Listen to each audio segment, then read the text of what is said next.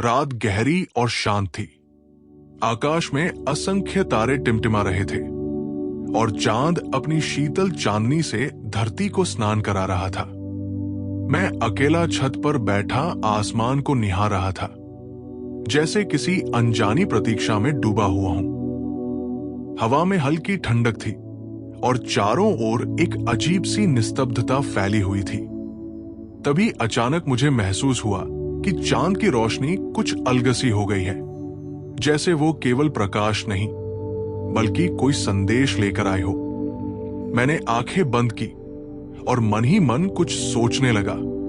तभी एक मधुर और गूंजती हुई आवाज ने मुझे चौंका दिया। वो आवाज मानो सीधे आकाश से उतर रही थी। मैंने घबराकर ऊपर देखा तो लगा जैसे स्वयं चंद्रदेव मेरी ओर देख रहे हों।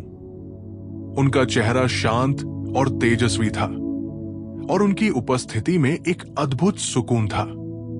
पहले तो मुझे लगा कि ये मेरा भ्रम है, लेकिन वो क्षण इतना सजीव था कि मैं स्वयं को संभाल नहीं पा रहा था। डर और आश्चर्य के बीच मैं निश्चल खड़ा रहा। चंद्रदेव की चांदनी अब मुझे साधारण प्रकाश नहीं बल्कि किसी दिव्य स्पर्श जैसी लग रही थी।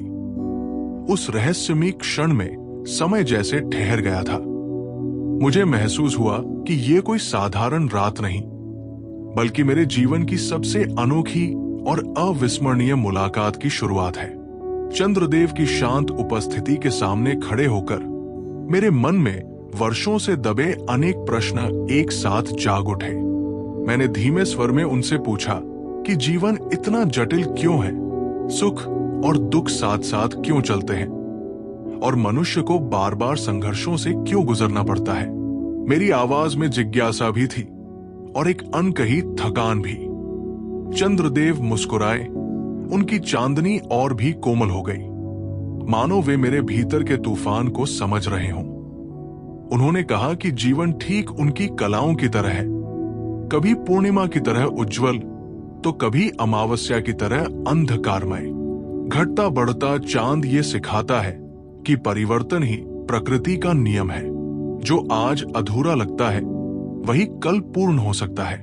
उन्होंने समझाया कि हर कठिनाई मनुष्य को भीतर से मजबूत बनाने के लिए आती है, जैसे अंधेरी रात सुबह की पहली किरण को और भी मूल्यवान बना देती है।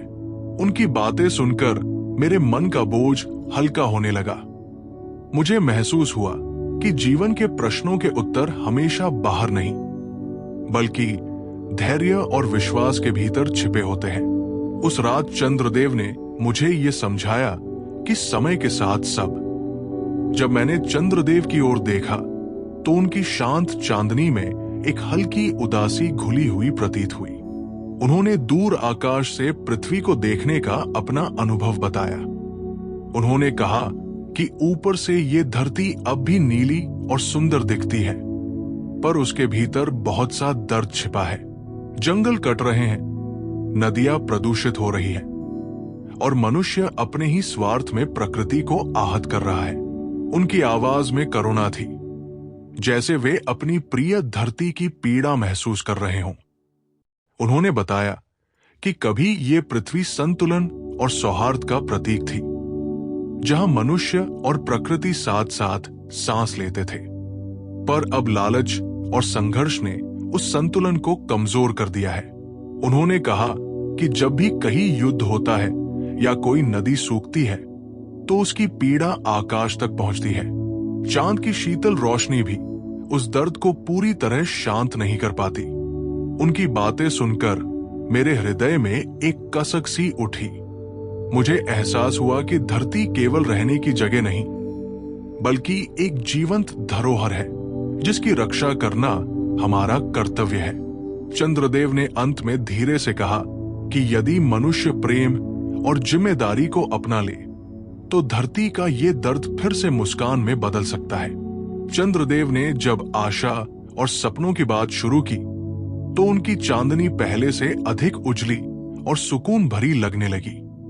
उन्होंने कहा कि जैसे हर अंधेरी रात के बाद नया सवेरा आता है, वैसे ही जीवन के कठिन क्षण भी स्थायी नहीं होते।